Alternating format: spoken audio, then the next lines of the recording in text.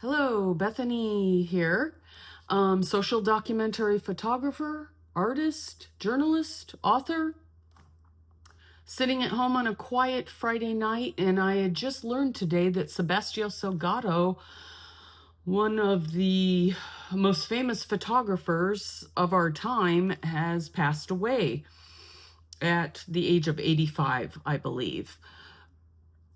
He, like so many other photographers, he influenced me as a photographer and made me want to be better, made me want to explore, and allowed me to really connect with his imagery due to his dramatic eye, but also he had the intellectual knowledge that showed through in his photographs.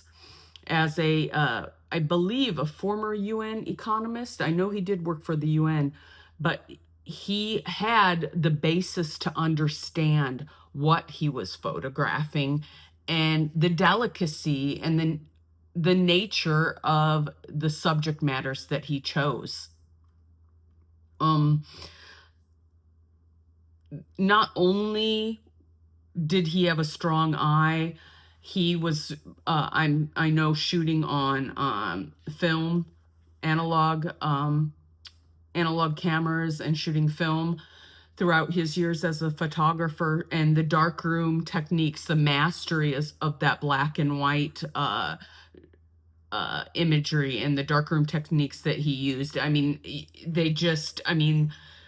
They sing of remnants of Ansel Adams techniques, that the dramatic midtones and the strong contrasts. He really stands apart from any black and white contemporary photographers using such tools as Photoshop. Just that tactile ability to make these images dreamlike but maintain their truthfulness at the same time.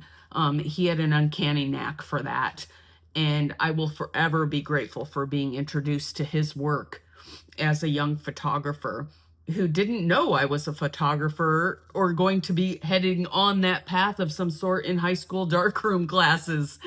So I am so grateful to have had his imagery enter my life.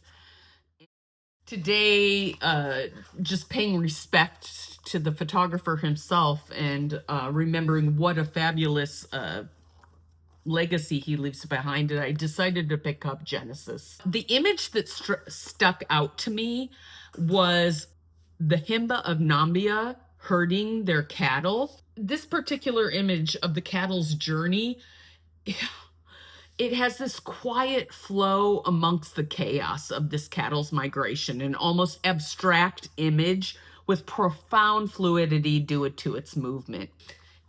If I stand back, the cattle's physiques almost mirror each other, and it looks like a prism was put up to the lens and manipulated these animals, but it's not. And because when you get up close, you can see what's happening, but it's dreamlike, and the highlights that come through within this particular image, and also his use of midtones, it's just like solid, beautiful darkroom techniques being used, but also just, the eye of an artist, definitely using that mass migration. There is no landscape within the image, but letting the dominance of the cattle take place in the frame.